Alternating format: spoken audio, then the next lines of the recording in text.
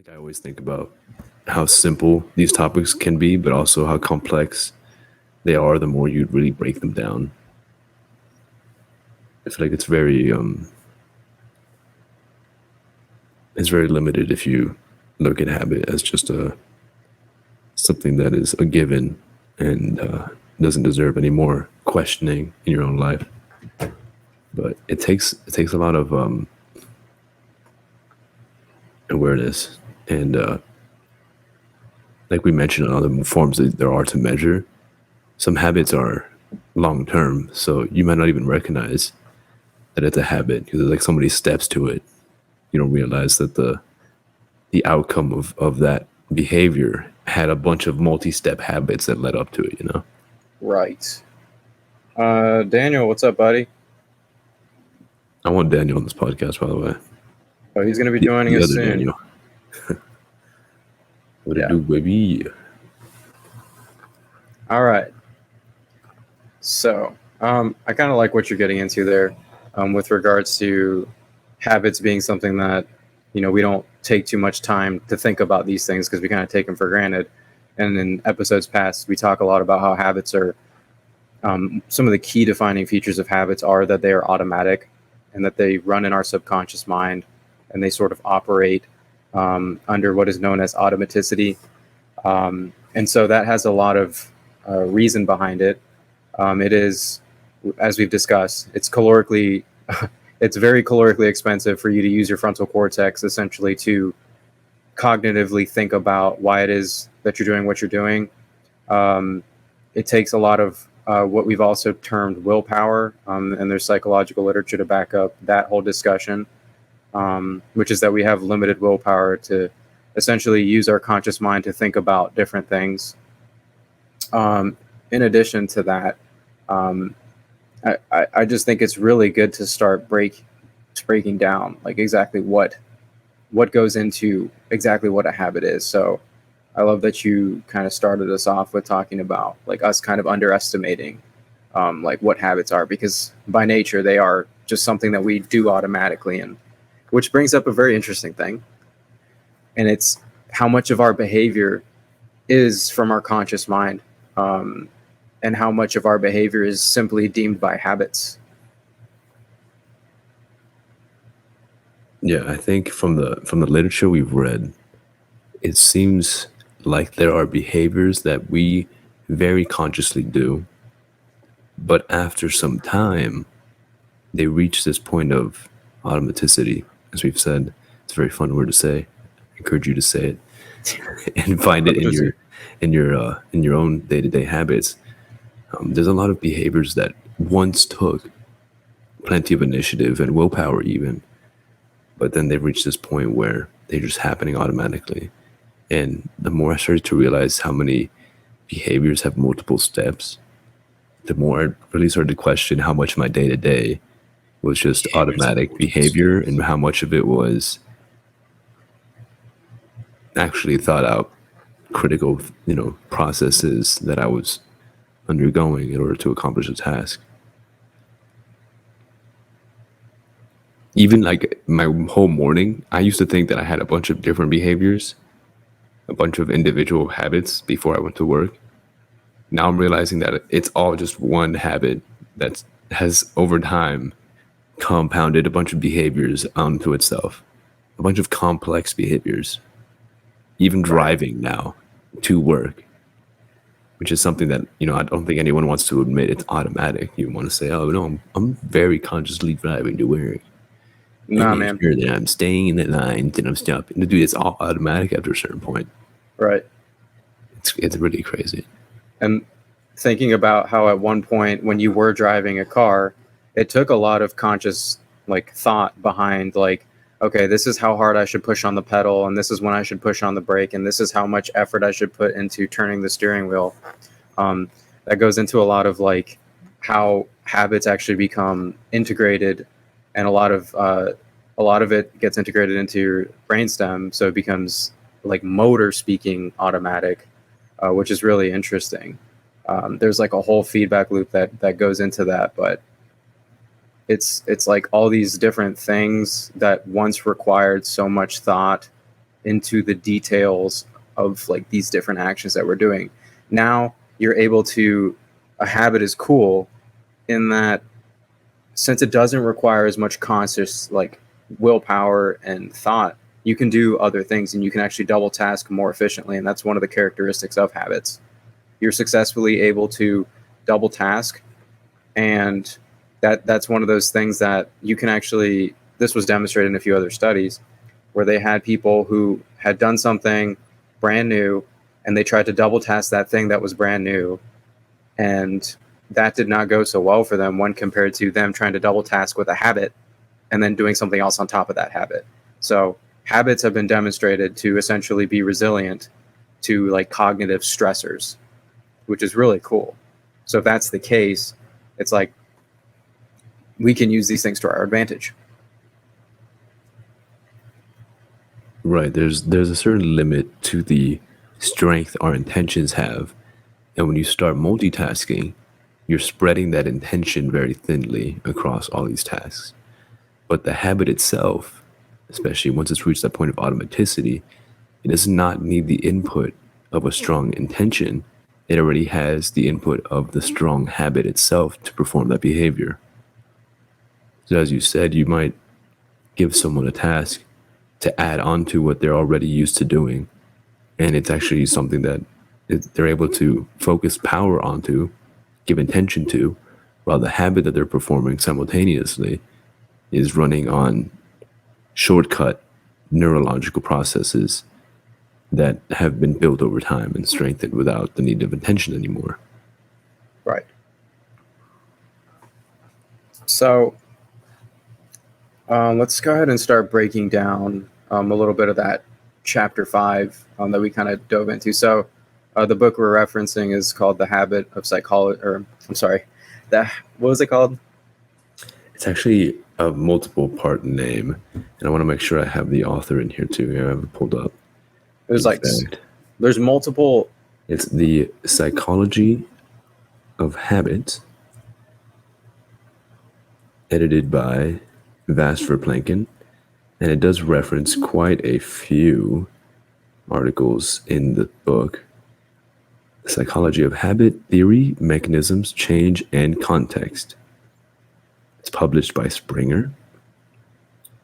And as we joked about before, it's from the Department of Psychology, University of Bath, UK. Nice. Very clean folk over there. So that's incredible. And we thank every single one of them, not just the editor, but also all the authors involved in the articles that the editor references when making this compilation. Because Daniel and I have spent weeks, if not almost 2 months now, reading through this book, breaking it down, appreciating it, and also wanting to spread it with the audience that we have here. So if you'd like to access the book, it is available PDF online. There's a small fee for it, or if you do have some kind of login through a institution, you might be able to access at least some of the sections of this book through that institution. Would recommend, if you couldn't tell. Yeah. So Danny just posted a comment. Yeah, go on. She said you guys are talking very much about fast intuition, day-to-day driving versus slow, which is conscious reasoning. So that's like a whole nother framework that we could use to kind of understand our habitual behaviors.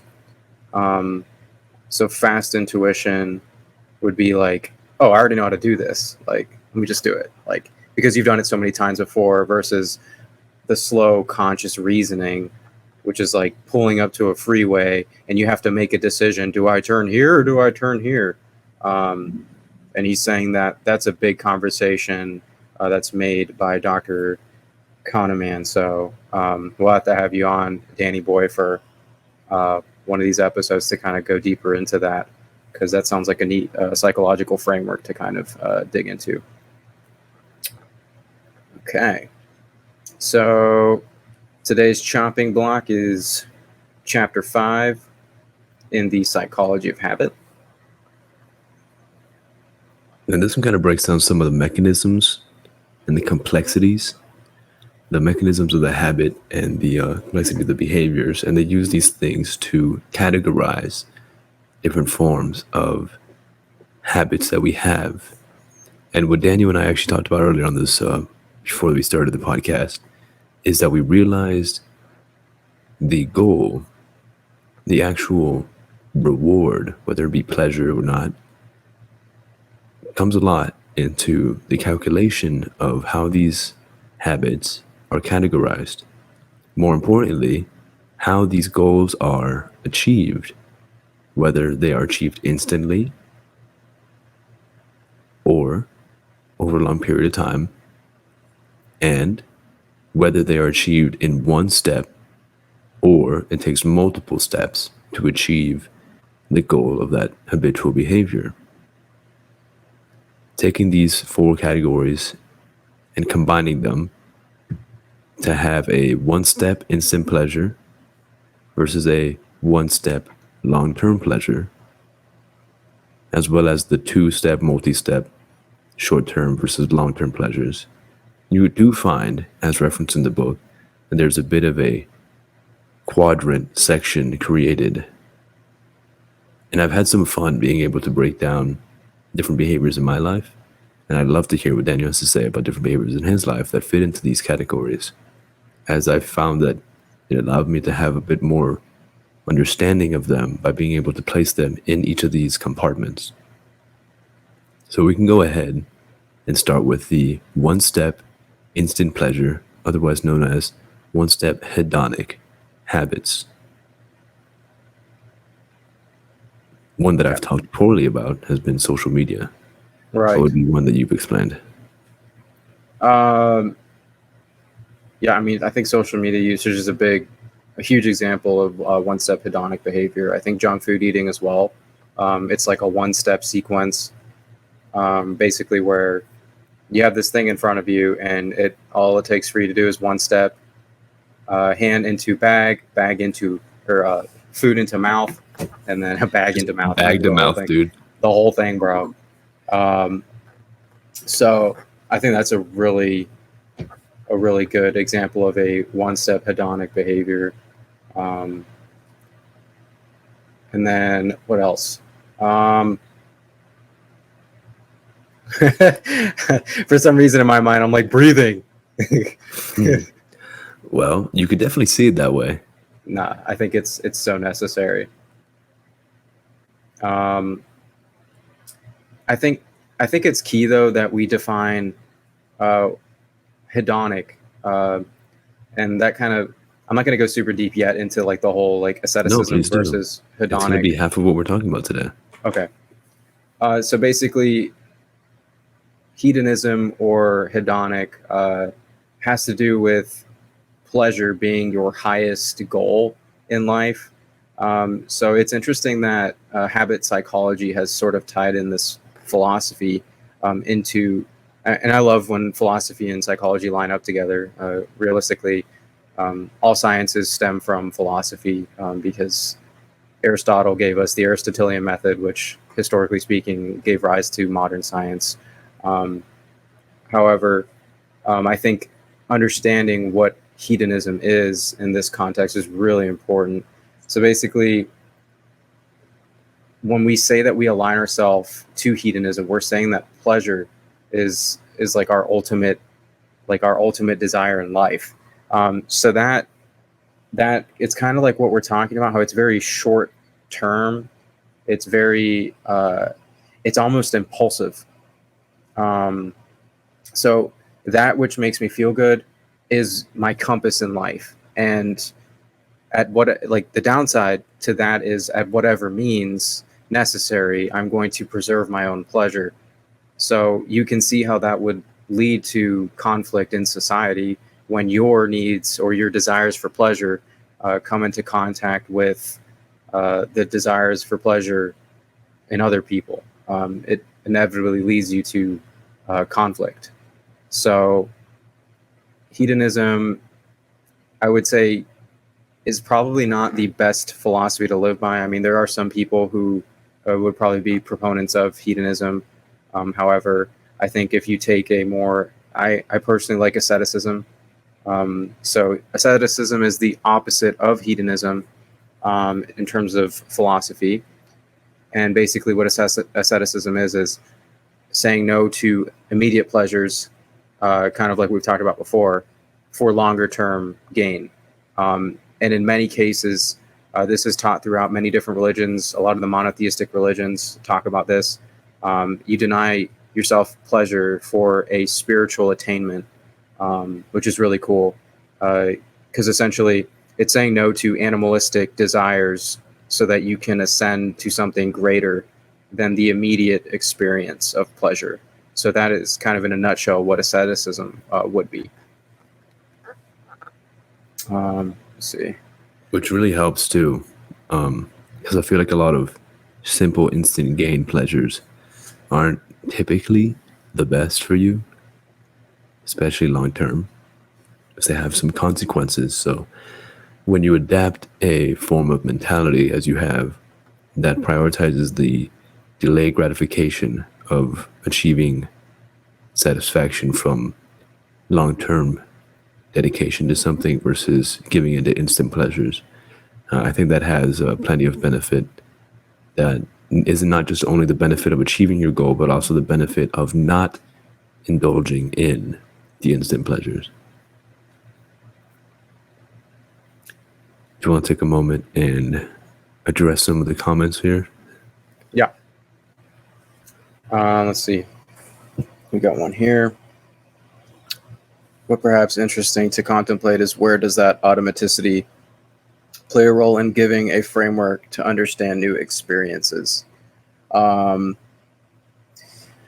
So I think humans in general shy away from new experiences and putting themselves in unfamiliar territory.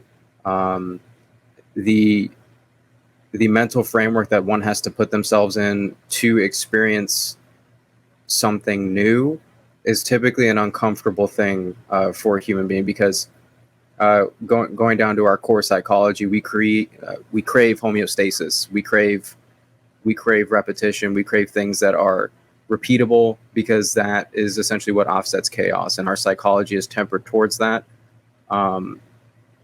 However, there is something to be said about how our psychology also likes novelty.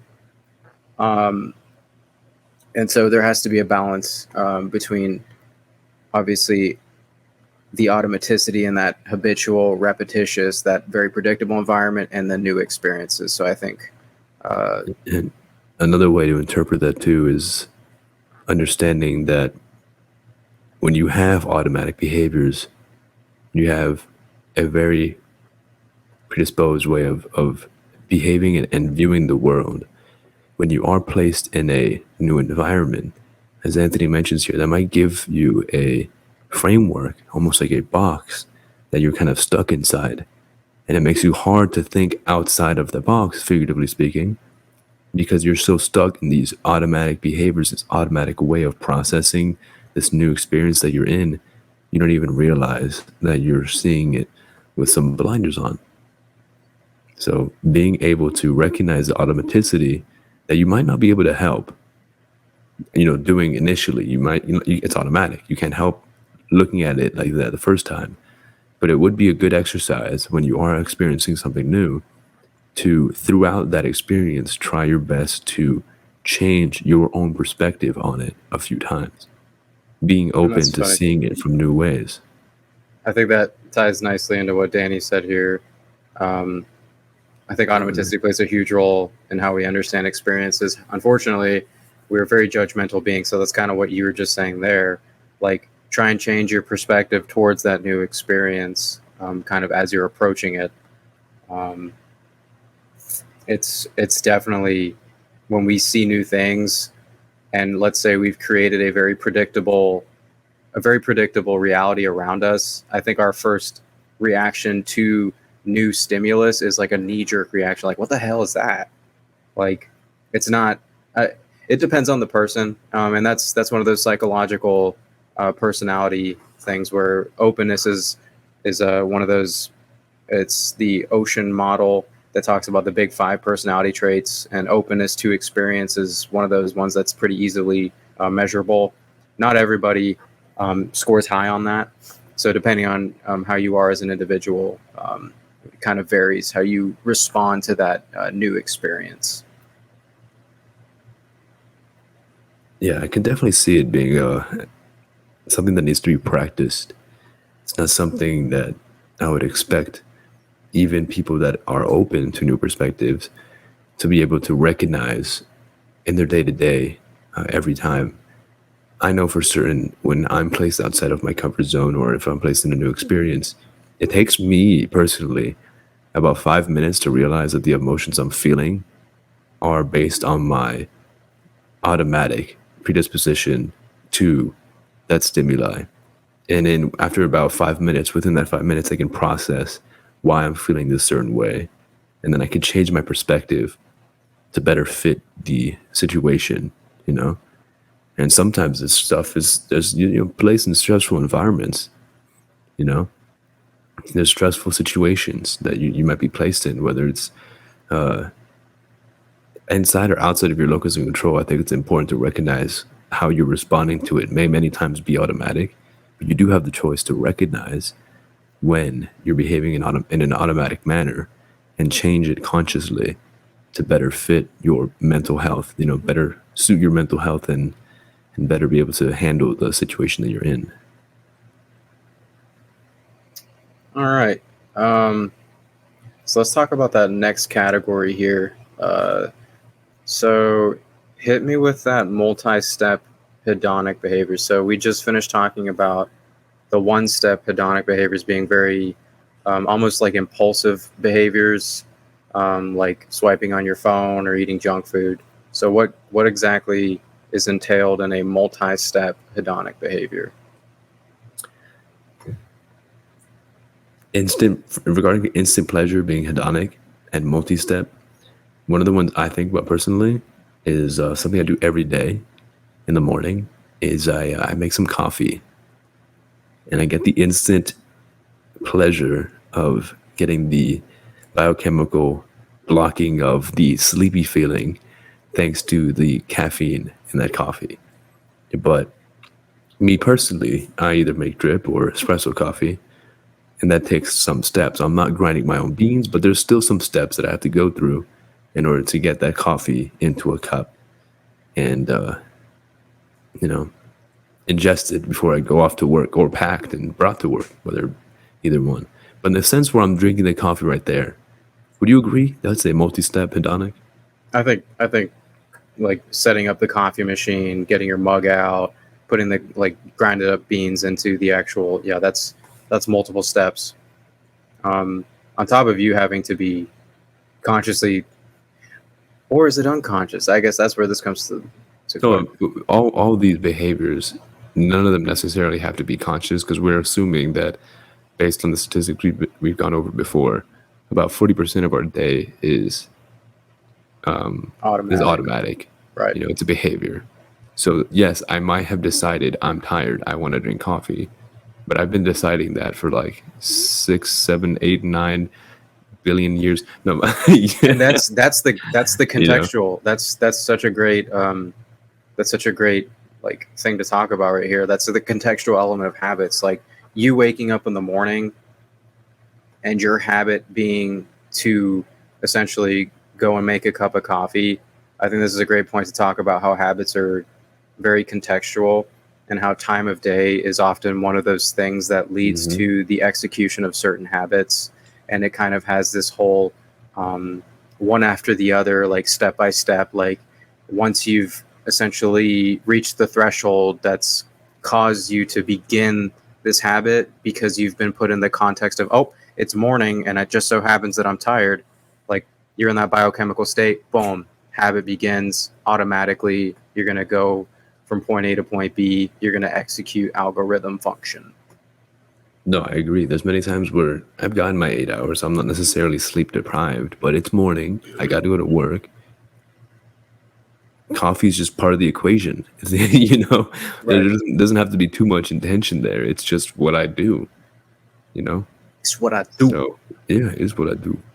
And I wanted to say gym is another multi-step hedonic, but I think I should put that in the multi-step distal, honestly, because there are instant pleasures you get from gym, but I think the ones worth fighting for are the long-term pleasures of consistency in the gym. So I'm gonna go ahead and take that away from the instant pleasure and drop it into multi-step distal. Yeah. And just to define multi-step distal, when we say the word distal, like in anatomy terms, it means away from something else. Like every time I hear the word distal, it's so funny that all these words in psychology also are used in a lot of anatomy and physiology. But distal basically means further away from one given point. So when we refer to habits being multi-step distal, that means that this habit it's going to take longer for you to see the effects of that habit. Correct. So that's why Rene is saying, I'm going to categorize my desire to go into the gym and participate in this habit as a multi-step distal. Because why? Well, you got to take the time to get in your car. You got to take the time to put on your gym clothes. You got to take the time to get your gym bag ready. You got to get up in there. You got to get yourself amped up. You got to get yourself out of the mentality of, oh, I'm tired, I don't want to do it. Like, you got to do all these different steps. So I definitely, I would say it is multi-step distal. But what's interesting about the gym thing, at least in my case, the pre-workout portion is probably, I would say, more on the hedonic side, because I get that instant gratification when I take pre-workout, burst of caffeine hitting my adenosine system, making me not feel tired, which is amazing. And then that's kind of my cue. That's the context that tells me essentially, okay, this is the context. I take a swig of this drink, and so I get a little hedonic right there, but it gives rise to a more distal benefit, which we know all the distal benefits of going to the gym, cardiovascular benefits, musculoskeletal benefits. You're maintaining your longevity in life, and you're going to have overall improved quality of life. So we got a question here. How does a multi-step distal hedonic act that is lifelong different from asceticism? Okay. So when we say hedonic, we're talking about instant pleasure. And then in this case, he's saying multi-step distal, which is delayed, like the achieving of that goal is delayed. Then he said hedonic act. So if I were to translate this with that calculated form of phrasing, multi-step, long-term, but you get some instant pleasure from it.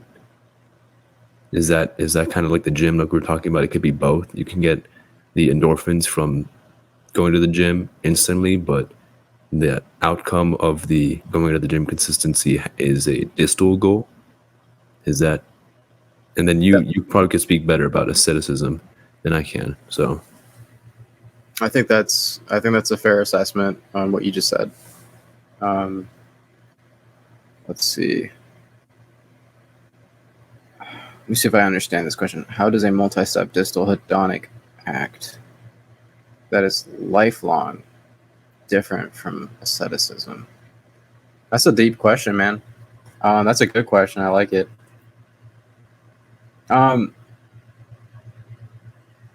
So hedonism is still, like, at its core the accomplishment of short-term pleasure, even if it takes multiple steps. So a multi-step hedonic essentially just requires more steps to get to the instantaneous gratification. So binge drinking is the like primary example that's given in the book. Binge drinking essentially, like, it's the pursuit of instant pleasure, but you have to figure out like what pub you're going to go to, what drinks you're going to have, and who you're going to socialize with, if you're going to socialize with anybody. But it takes multiple steps to reach a more instantaneous pleasure, because we know, short-term speaking, like, drinking doesn't have long-term benefits for you in this like present moment. If I was to do binge drinking, there's no long-term benefits. Versus if we were to compare that to asceticism, I would say asceticism is more like our multi-step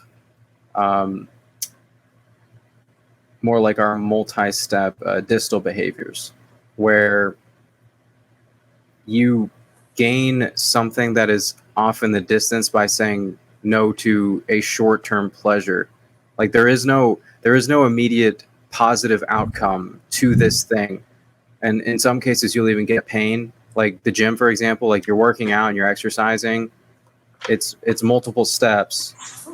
You have to go to the gym. You have to do all these different things to get to the gym. And it even involves a little bit of pain because when you're in the gym, it kind of hurts if you're actually pushing yourself and you're challenging. So I would liken the philosophy of asceticism to our multi-step distal. Agreed. Multi-step hedonic is one category, and then multi-step distal is another category. So you have single step, and you have multi-step, and then you have distal, and you have hedonic. Then you can combine those two. So there's a quadrant. It's kind of like you can do like a Punnett square with it, essentially, and you could make a combination of those things.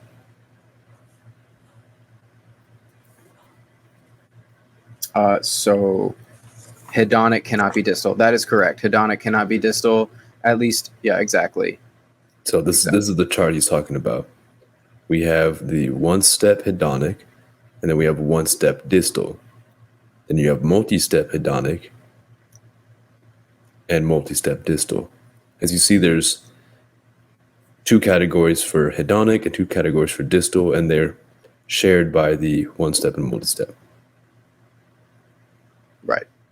So, per the definition of the current psychological literature, hedonic cannot be distal because hedonic, by its very nature, is for the short term. It is for the instant pleasure, not for the distal or often the future pleasure.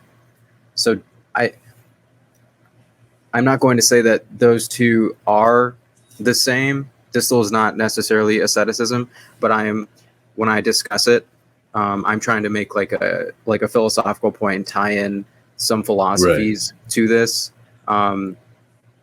Basically, I'm saying that distal multi-step is a lot like the philosophy of asceticism, which is denying oneself for essentially spiritual or some greater sense of attainment that is not to be experienced in the current moment.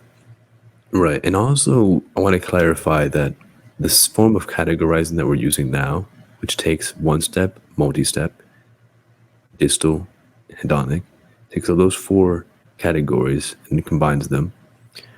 It's one of the many ways of categorizing habits that exist, one of the many ways that has been published on. This is simply the way that the reading that we're discussing today has chosen to categorize habits because it's one of the, in their view, one of the better ways to actually measure habit, to be aware of it. It's using this form of categorization. Right.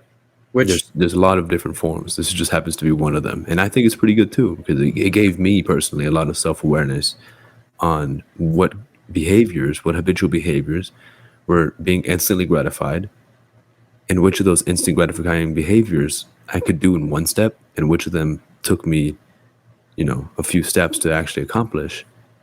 And it also gave me, and the harder ones to think, those are the ones I've recognized now, I want to say. The ones that have been harder for me to recognize are which behaviors are one step distal and which behaviors are one step or multi-step distal, rather. which recognizing is a whole intervention in itself that we'll actually get into in a little bit. Right. But I like that you talked about, like, this is just one view. This is just one way of understanding habits. And I think that's a meta discussion that we can have, which is like, that's what empiricism is. The scientific method is just you taking one lens to one concept and then trying to demonstrate that it's repeatable. And so that's kind of what we're doing. And we're only defining this one specific narrow concept using this form of words to essentially define these characteristics that we've noticed that are repeatable. So that the scientific method is a lens, but there are so many lenses that you can take on throughout life, and there are so many different ways to look at the world around you, that, like, to define it purely with just this is never great. And that's why I think the scientific method it's not meant to be like what's the word? You're not supposed to be dogmatic with it. Like the second that you find yourself adhering very strictly to one law, like before, what was his name? Crazy, I just forgot his name. Before Albert Einstein discussed the theory of relativity, everything was Newtonian physics. And then this guy comes along and just totally takes a poopy on Newtonian physics. Hmm. And like it's like, so the second you hang on to something, and this is true in psychology too, like don't hang on to your beliefs too tightly, because likely empiricism, while it's useful to look at the world in a certain lens, it may be disproven. And so Sure. any psychological concepts that we're talking about here, like yes, it can be disproven. There can be other words that you can use to describe these psychological phenomenon, but like for now, this is the terminology and the psychological research that we're using to define these concepts. And we definitely encourage you to challenge it, whether it be through your own experiences or in the comment section. It's definitely something that is part of this exercise that we're sharing this knowledge with you all. It's supposed to make you think and actually look at these things in a way that makes you question your own form of how you're processing it, and also questions how other people are processing what they deem to be habits and behaviors, etc. But if we do continue with the form that we're using today, we said a one-step hedonic being social media, and we said a multi-step hedonic was like making coffee. If you go to one step distal, I just want to point out something. It's almost counterintuitive in this, now that we're breaking down the definitions of these things. It's one step. You do that step right now, but the reward for that step, you don't see it for, I mean, it could be years, it could be a lifetime, you know.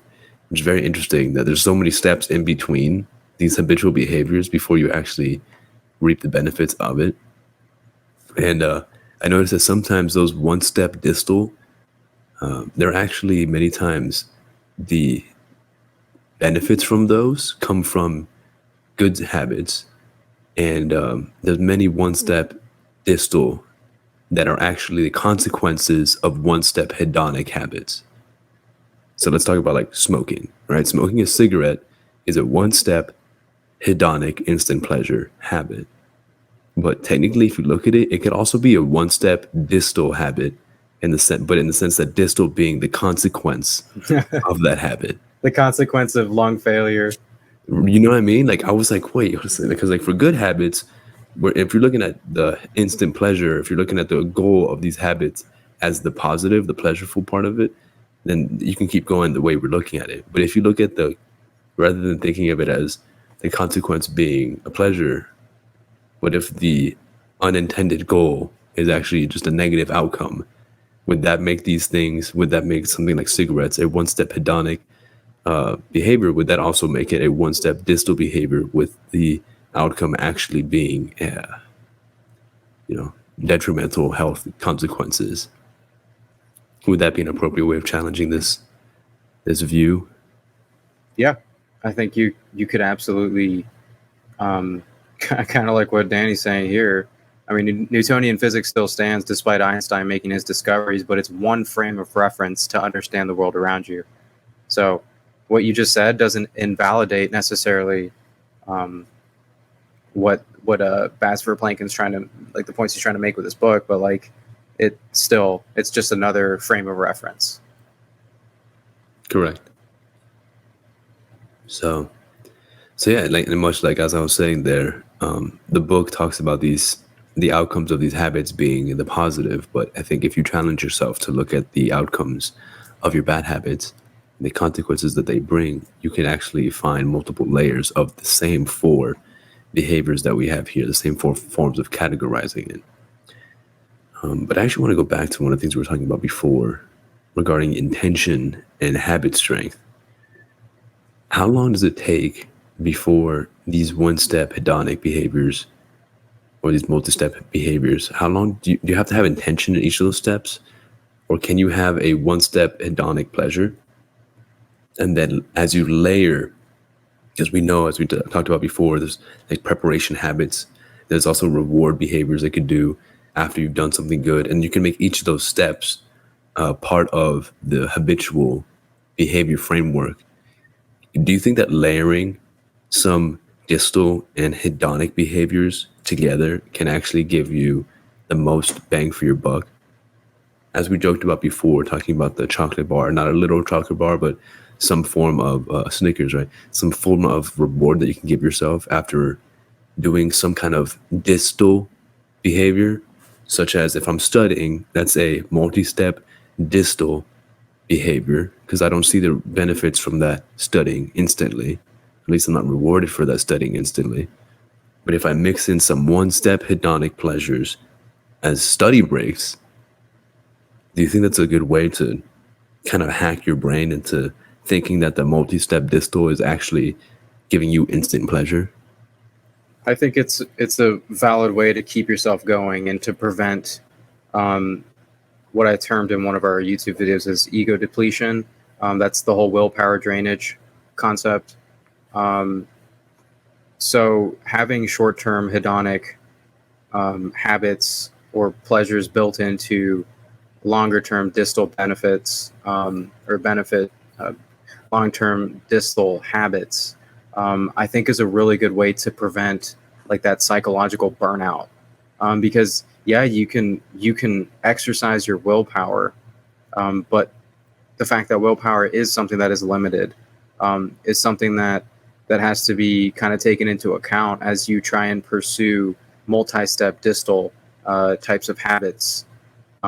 You have to have something to balance the tax that takes on your willpower. It's very taxing, um, and so to your question, I think yeah, having one step hedonic built into your multi-step distal habits is a very useful way to keep yourself going, and um, I think it makes life a little bit more enjoyable overall. It and especially kind of like what we talked about in that other episode. If we're mindful about those moments where we do reward ourselves with some shorter term pleasures, not like garbage short term pleasures, but like you can reward yourself if you're really grinding and you're really sitting there studying a very difficult concept, or you're working really hard at work and you take like a little 5 minute break. Being very present for that 5 minute break can be just as rewarding as like scrolling on your phone.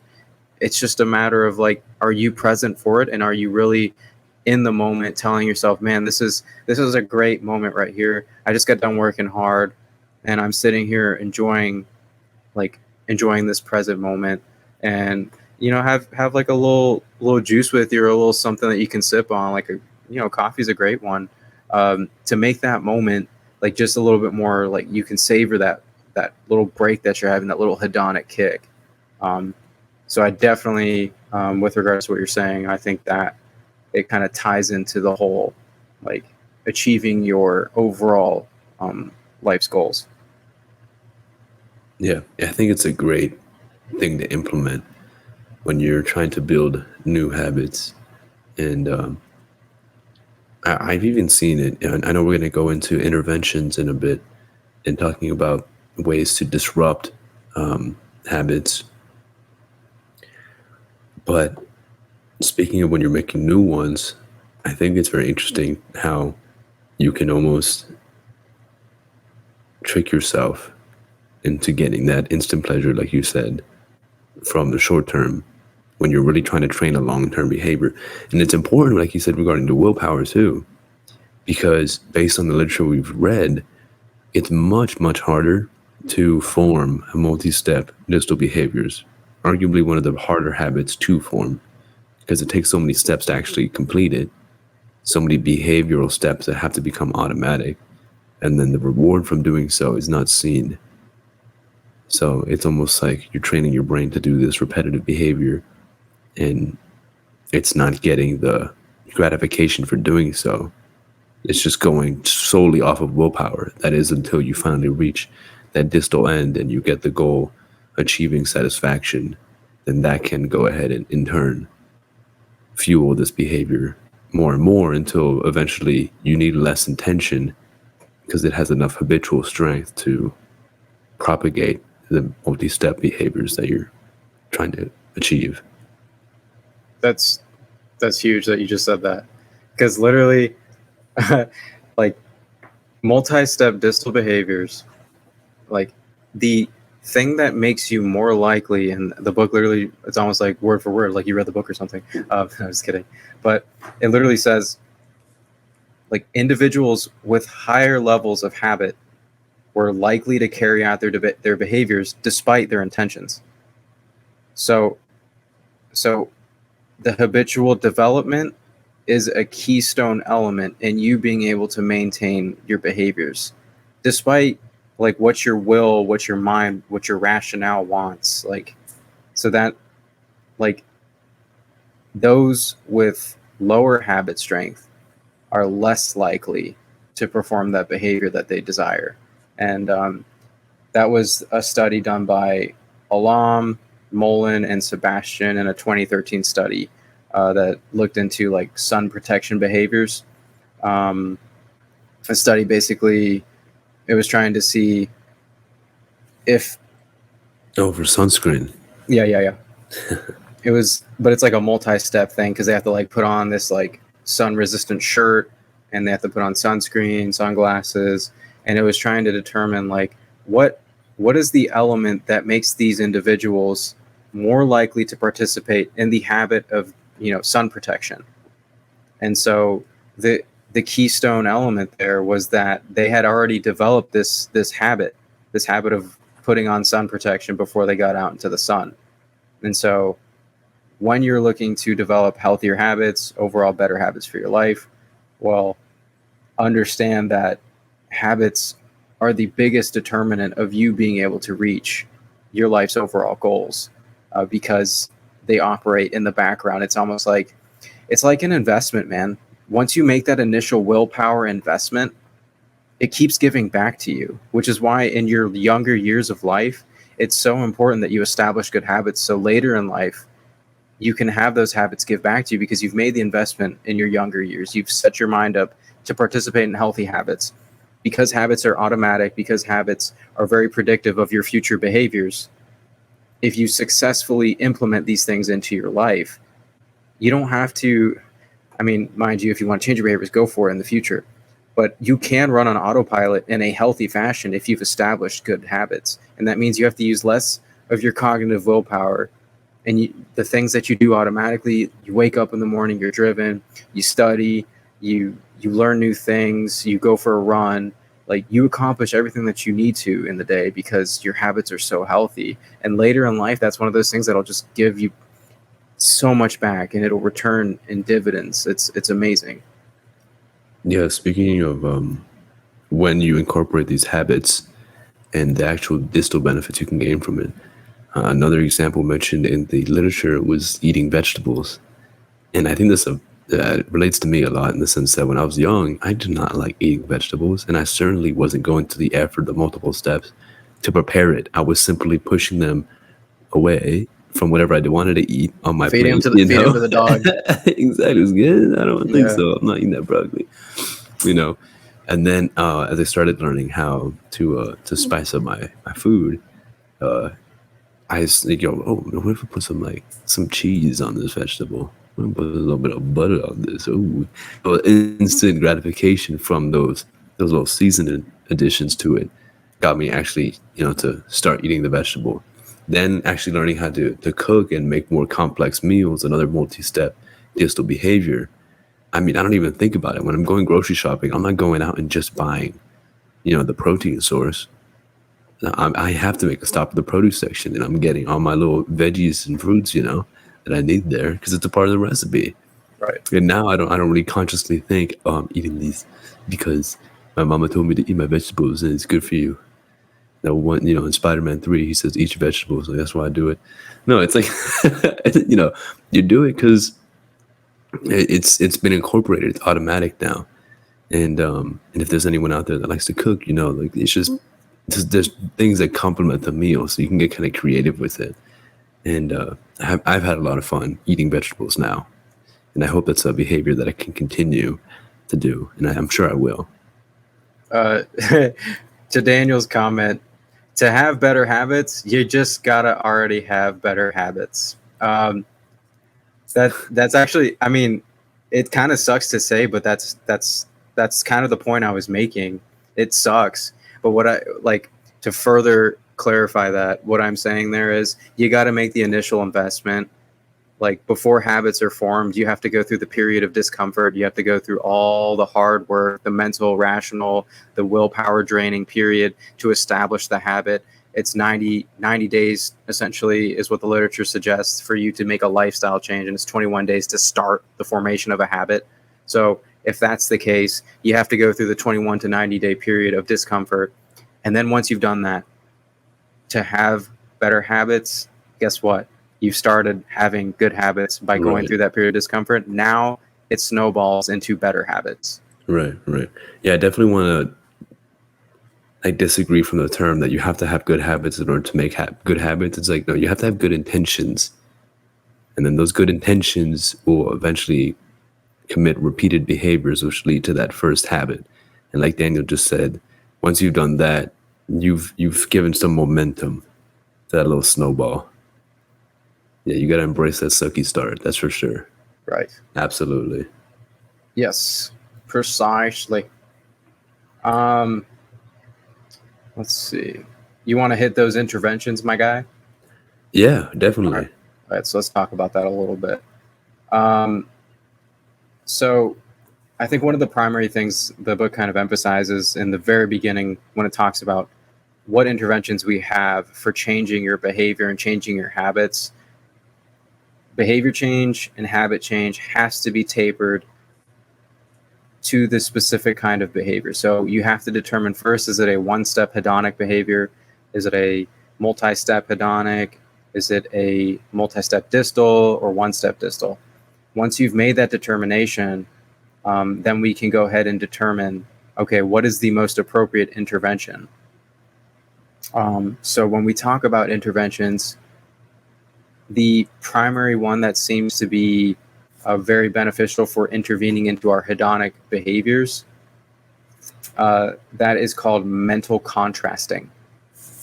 And mental contrasting is interesting. It basically forces you to take a look at where you are and where do you want to be. And it involves visualizing like your ideal future and like asking yourself, is where I am right now, like is this it for me?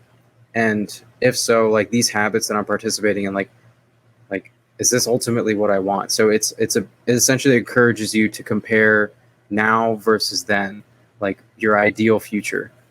And that forces you into a state of action. And that's why this intervention is so powerful.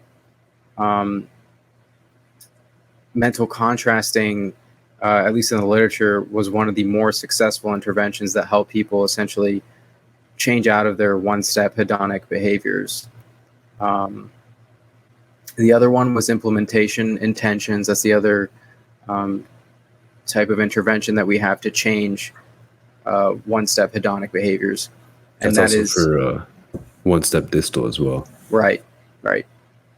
And basically, the way that operates, you write down a goal, and then you write out specific details about accomplishing that behavior change.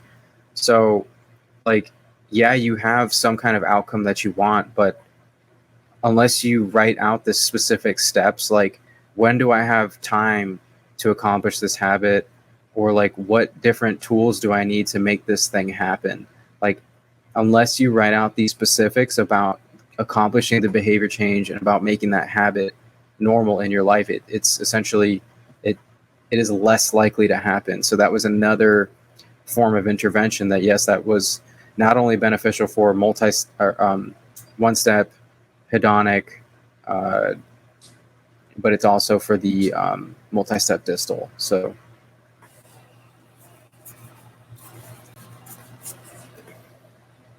let's see.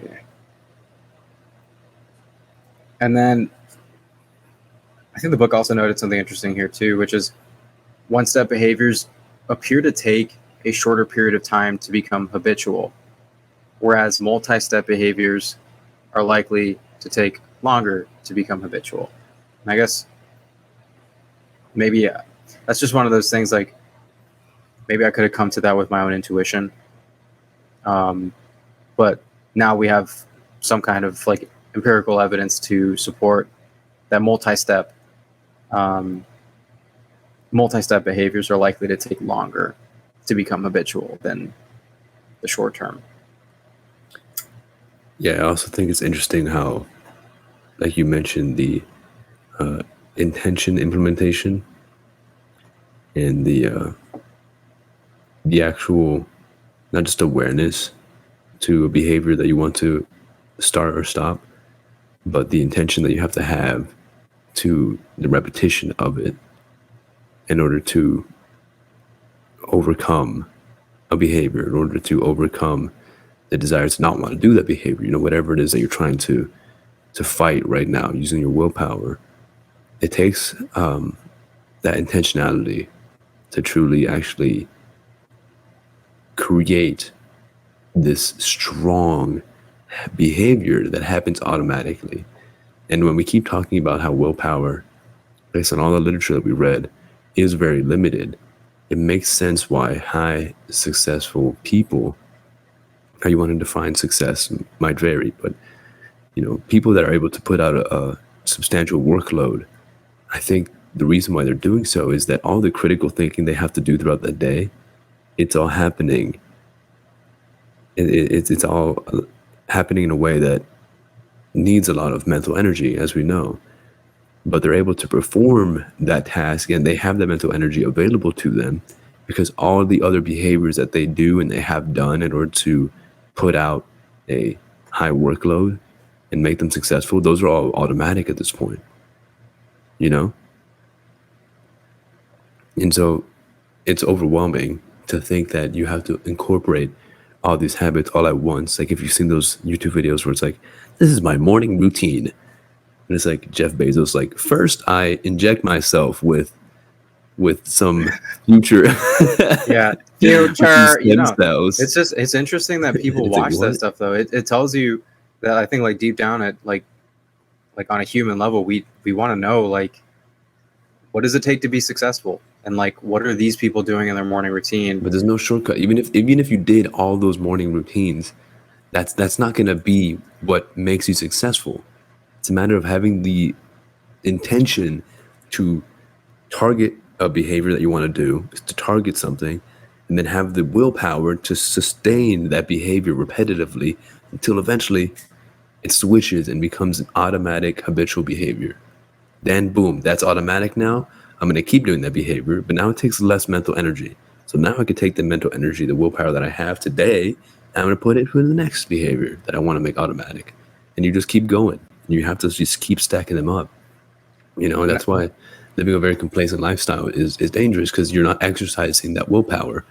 You're essentially just complacent and being on autopilot and doing your automatic behaviors all day, you know? and I think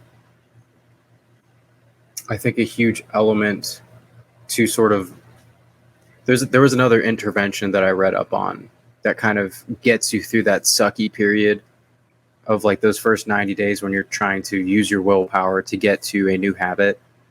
And that was called, let me see here, self-monitoring. Okay. And so the self-monitoring intervention, basically it's like journaling. And it's nice when you have like a psychologist that you can talk to this stuff about because they can actually like successfully intervene without you having to like go and find self-help resources. But basically self-monitoring is like having something that holds you accountable and you journal about it and you ask yourself, how did I do today with that new habit that I'm trying to establish? And you have like a checklist. And that's actually something that I have implemented in my life for the habits that I'm trying to establish. It's like, how many days out of the week did I hit this habit successfully? And what can I do to more successfully on a day-to-day basis accomplish that habit? And I have this like, it's like a daily planner. It's a really, dude, I love my planner so much. But it asks me questions at the end of every single day. It's like, what did you do today and how can you do it better? And like, what did you not do so great today and how can you fix that? So like that's that self-monitoring. It's an intervention. Like I said, it's nice to be able to talk about it, but if you don't have anybody to talk to about like establishing your habit and going through the sucky period in the first 90 days, then that's a really nice tool to have to kind of keep you going, and so you can push through that difficult period. Absolutely. And there's a lot of different groups that exist to help people where they're trying to start new habits. And Alcoholics some, Anonymous. well, yeah, that would be right. That'd be stopping, those are intervention groups. Both the intervention groups and the gurus out there that are trying to help you improve your life through their self-help book, what they have in common is they give both of these parties the ability to have the awareness of their habits by monitoring them and then giving themselves feedback. And then also they provide a social experience where they could have feedback shared amongst themselves, amongst others, which can be especially powerful because then it helps them have perspective to the habits that they're doing, as well as seeing other people that have a more advanced sense of self-awareness and recognizing that, oh, I never thought about looking at that behavior that I was doing. So it gives others the ability to increase their capacity and their self-awareness when they are monitoring via the feedback that they're able to share with one another. And then that just helps shape their knowledge of what they're facing, in general. Because without being able to categorize the behavior you're doing, whether it be like we talked about today, the one-step hedonic, multi-step hedonic, one-step distal, multi-step distal, right? Like if that's how you want to categorize it, great. If there's other ways to categorize it, by all means, do so, whatever works for you. It's just a matter of being able to have the awareness of what you're doing and then shaping those goals that you're currently reaching for and comparing it to what you actually want to attain. And be patient with yourself because all these things, when you're trying to start a habit or break bad ones, it takes so much time. It takes so much. We're essentially, the reason why these things reach these levels of automaticity is because the wiring to do that behavior is as instant as the light turning on when you flip a switch in your room. But that wiring took a long time, a lot of repetition for that to eventually reach that level of automaticity, that instantaneous behavior. Once you see the cue, it's on, you've done it before you even know you've done it. So if you're trying to break a habit, just having the awareness of all that is going to help you stop yourself from executing the behavior, or maybe stop yourself before you've gone too far into the behavior, because you're starting to recognize why it's automatic. And when you're starting one, you got to be patient because you can't just make that connection, unless you're an electrician. I guess you could make that connection pretty quickly. But if you're not an electrician and the behavior you're making has nothing to do with electricity, it's going to take a while. As you said, Right. like 90 days. And from like a neurological standpoint, to kind of further edify what you're saying, we know that the brain forms different pathways based off of the activities that we do every single day. We are neuroplastic creatures, so yes, it is possible that we change our behaviors. We have something called BDNF, brain-derived neurotrophic factor. That's something that allows our brains to be more neuroplastic. And the more that we participate in different behaviors, the more we strengthen different pathways, and the more other pathways slowly begin to die. And that's why that 90-day period not only holds true in psychological literature, but it holds true in some of the more biochemical, more like objective literature, which is really neat because I love it when neuro like biology hooks up with psychology. Like those two together is such a powerful combination. So when we recognize that it takes a while for certain pathways to weaken and for those neurons to lose their strength of connection, and then for us to form new neuronal pathways takes a lot of effort. And it's very interesting, like with any, like if we talked about like playing an instrument, for example, like you become more efficient, your neuronal pathways fire more efficiently when you've reached that 90-day period of playing guitar every single day or whatever habit, going to the gym every single day, running, like the neuronal pathways leading to that point in time, all of that fires more efficiently. And so I think that's one of those keystone elements to understand when you're trying to form habits, is that neurologically speaking, every single thing that we do, uh, it can become more efficient over time, not only from like a automaticity standpoint, but also from a neurological standpoint. And I also love the neurological reasoning and the science out there on neuroplasticity and your ability to rewire yourself. It's your brain is capable of plenty, whether it's attaining these habits and these automatic behaviors or it's completely rewiring itself. I would like to go more into a neurological perspective of the philosophy that we've discussed thus far in later podcasts, because I think we that deserves a very in-depth description, discussion rather. Yeah, that's a huge topic. Um, we got a lot of things on our chopping block. We want to hit supplements like nootropics for optimizing brain function, um, and we got a lot of other things for you, ladies and gentlemen, in future episodes. One of the things I want to mention too, for one step distal, is that supplement that you were talking about. Would you consider taking supplements a one step hedonic because you just take it and you're there? Or is that a one step distal because you're talking about like vitamins, you're talking about, creatine, protein? That would be distal, right? It depends on the supplement. Sure. So I would put caffeine in the more like one step, like very one step distal, or potentially even. Actually, I don't know, man. I might put caffeine in one step hedonic. I put caffeine multi step hedonic because you're making the coffee. I got But you. yes, just add drinking the coffee. Yes, if you've already got it pre made. Yeah, pre-made, like, or like in a can or something. I'm gonna put that in like one step Right. hedonic. However, other supplements you don't see the effects until weeks and weeks out, like paracetam, which increases BDNF and brain neuroplasticity and your ability to form memories, that sort of thing.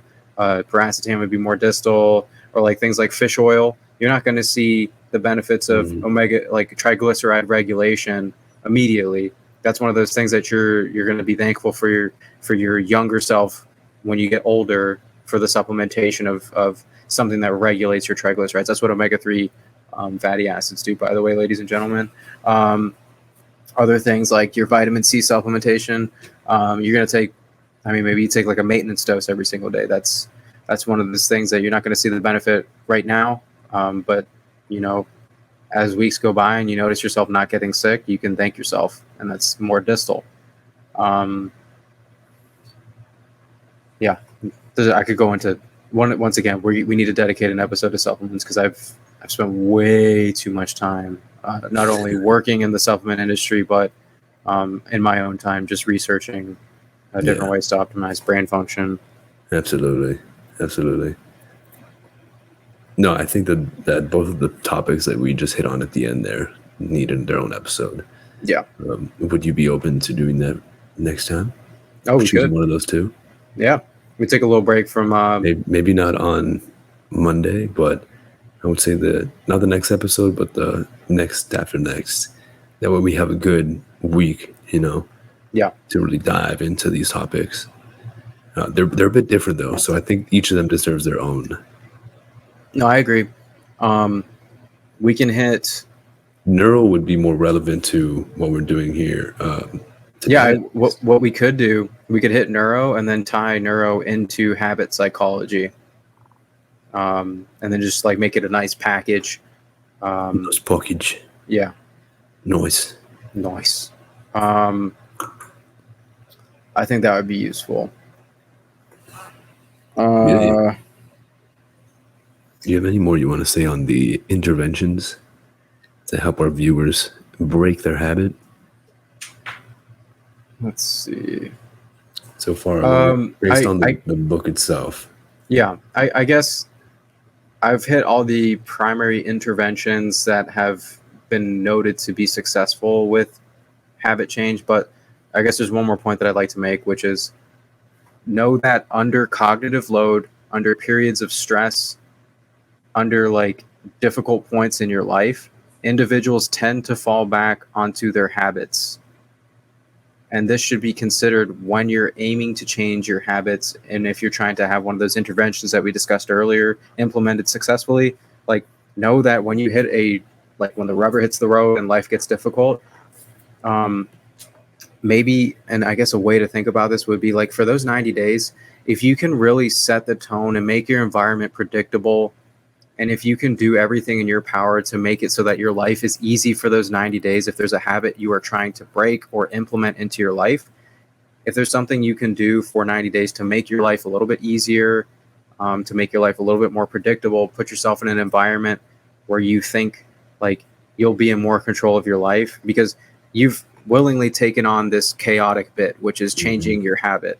If you can somehow like reduce the other elements that might add difficulty to your life, that'll make you more likely to be successful with your habit implementation. Because for the book, as what I just said, when difficulty hits and when you are under more cognitive load, cognitive stressors, you are more likely to succumb to different habits that you've already established.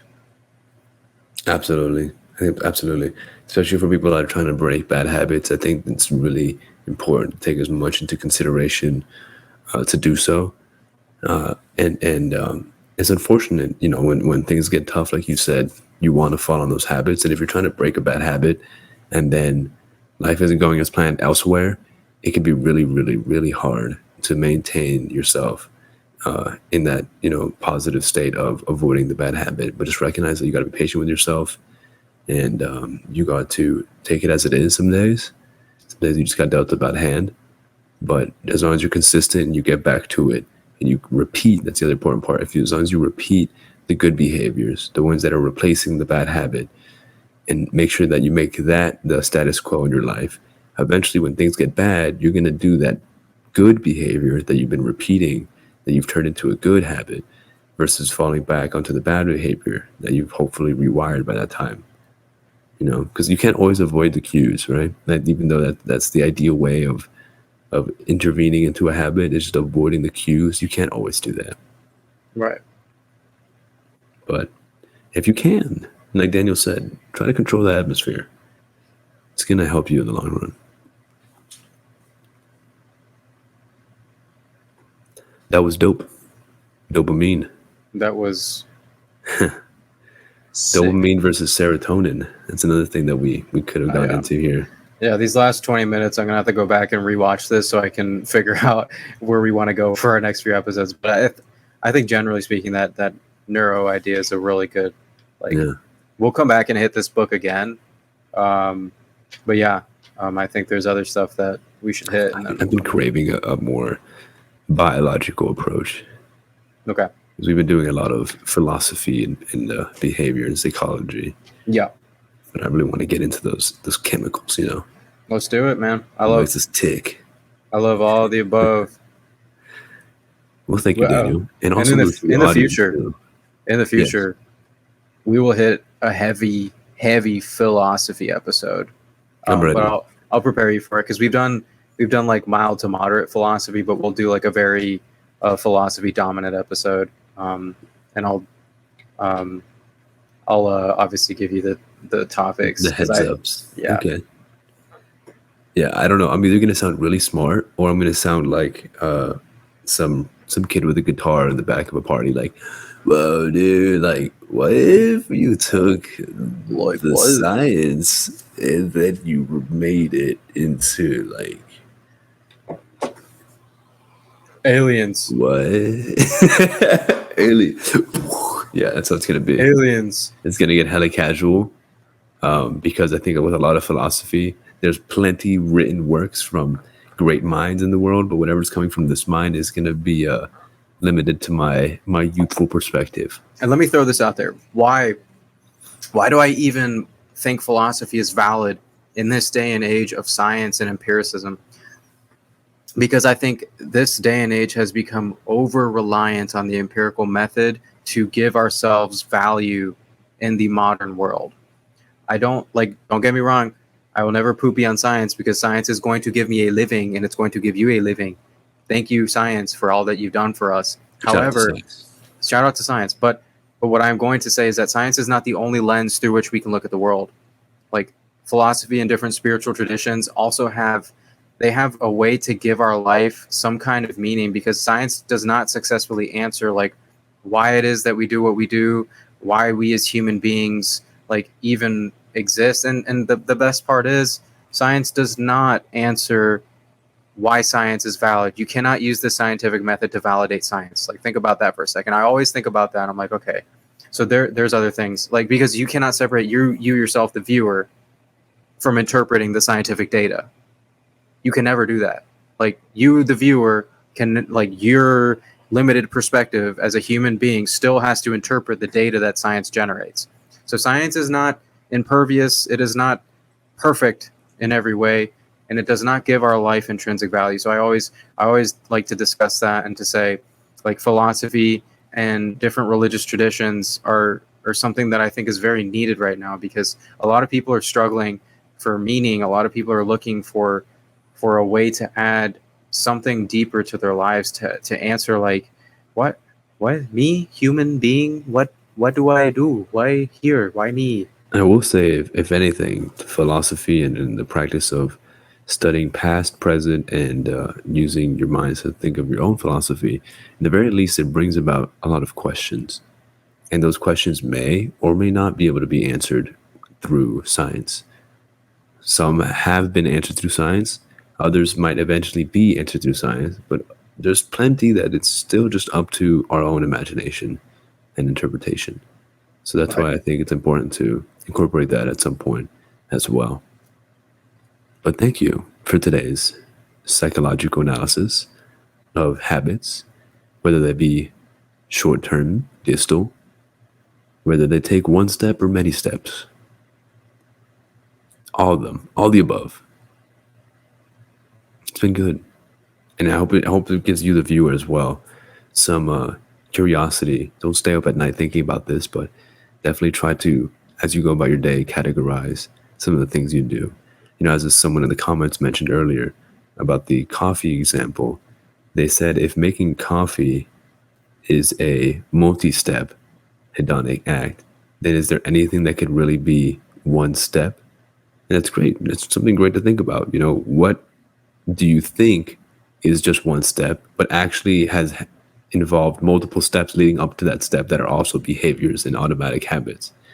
The more you look at it, the more you realize that there's very few things that are simply just one step. It's oftentimes multiple pre-existing steps that lead up to that behavior.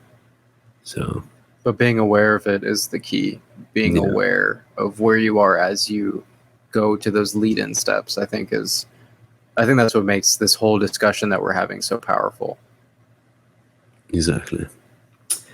But with that, I think we're going to go ahead and sign off. This has been Nurturing Our Nature with Daniel and Rene, discussing the fantastic book this time, Psychology of Habits, edited by Bas Verplanken and published by Springer. If you'd like to access that book, I encourage you to do so and read up on it. And if you want to comment, you can. We'll have discussions here on YouTube, Twitch, etc. But until then, we'll see you Monday.